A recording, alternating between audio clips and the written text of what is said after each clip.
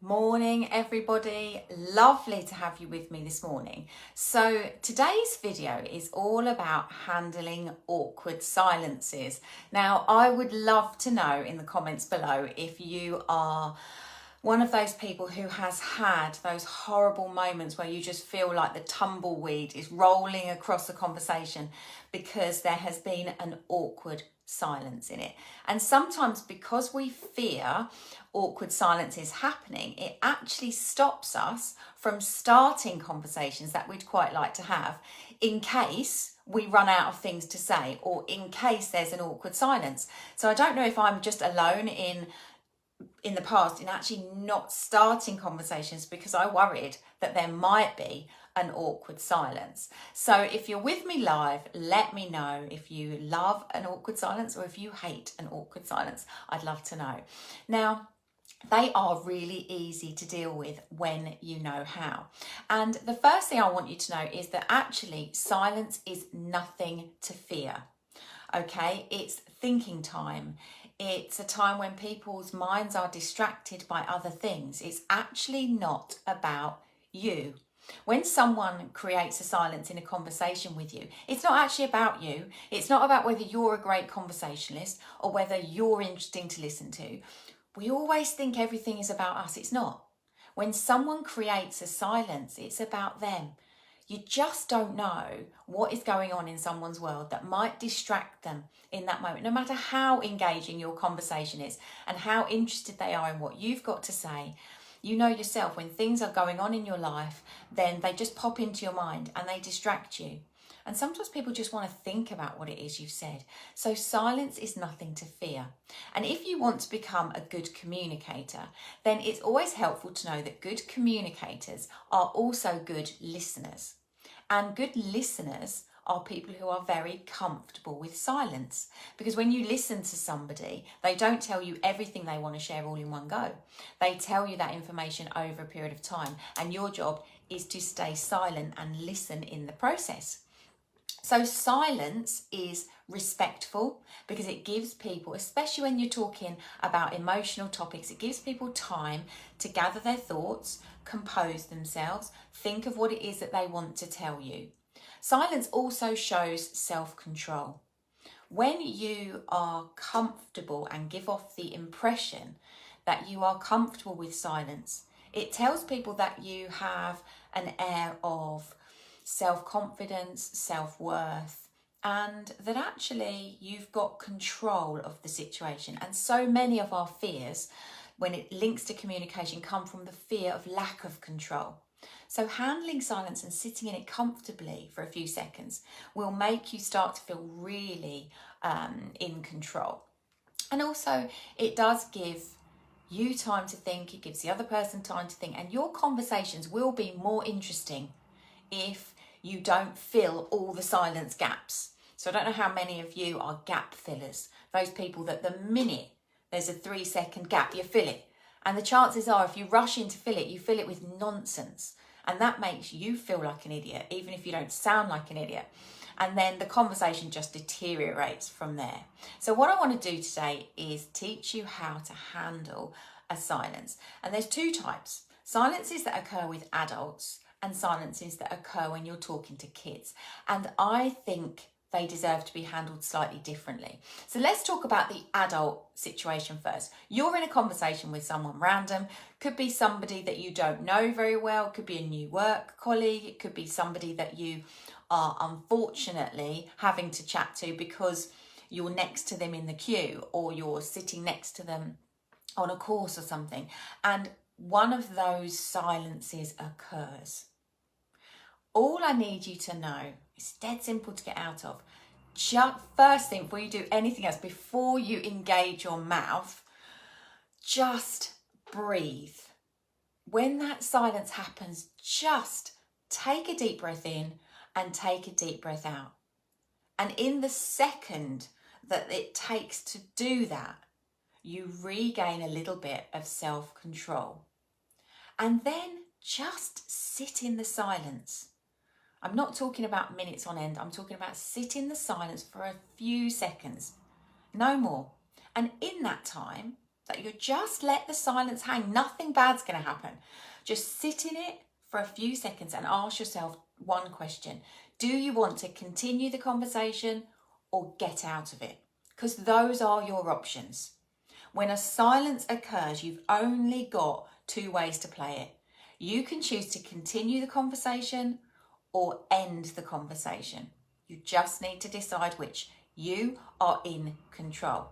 If you want to continue the conversation with that person, really simply, you breathe, you sit in the silence, you make the decision to continue the conversation, and then you ask them an open question.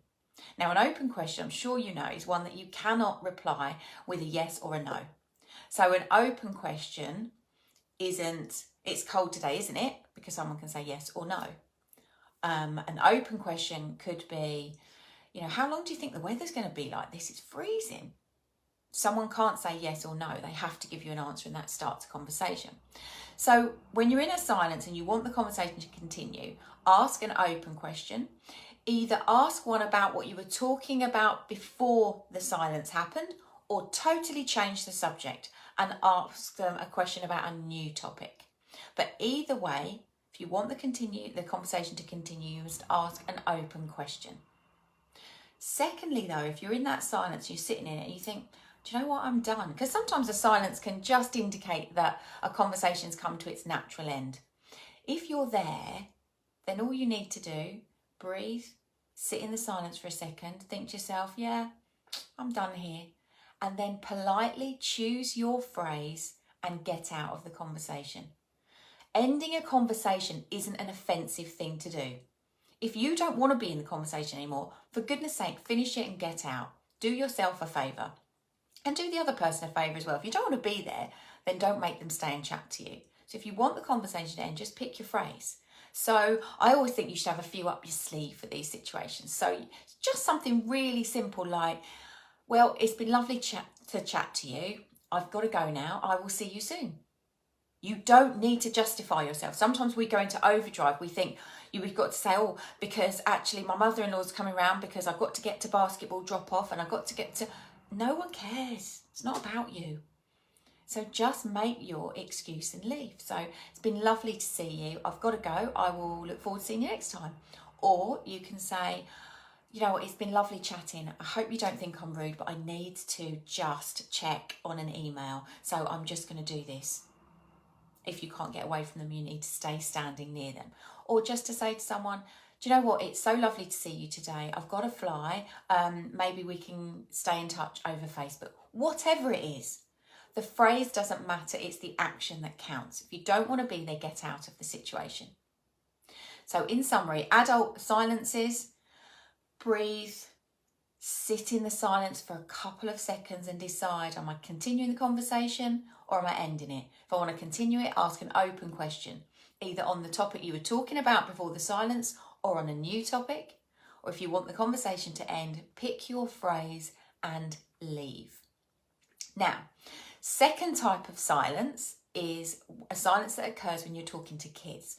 And as you will know by now, I am passionate about helping our kids become confident and clear communicators. And as parents or adults who interact with kids, our ability to behave in the right way when they create a silence is critically important. So I want to share something with you.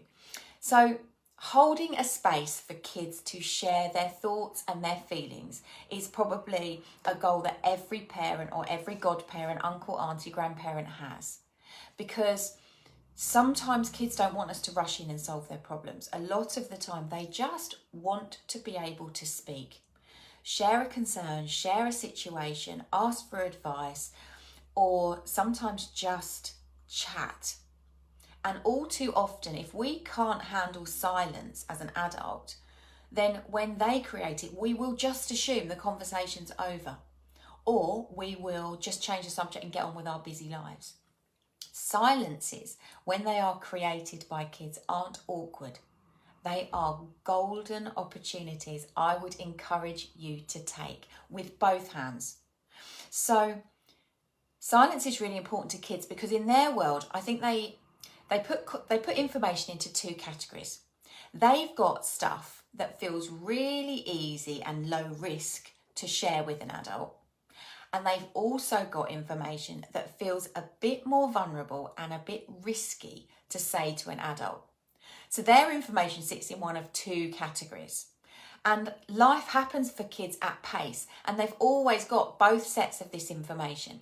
And sometimes the only thing that separates them sharing the low risk, easy to talk about stuff with you from the this feels a bit risky, I hope I don't get into trouble for telling her this information, is the silence that sits between them. Now, if you can hold that silence and get comfortable with it, whatever your child or that child tells you after the silence will be worth waiting to hear. I absolutely guarantee it. They need you to hear it. They will want you to hear it, and you will want to know what it is so that you can support them through it. So just remember, the stuff before a silence is the easy stuff that they feel comfortable to talk to you about. The stuff after a silence is the gold dust, and that's the stuff. And what do kids do in the silence? They do three things. They are using that silence as thinking time. So they're doing the, how am I gonna say this? Should I even say it?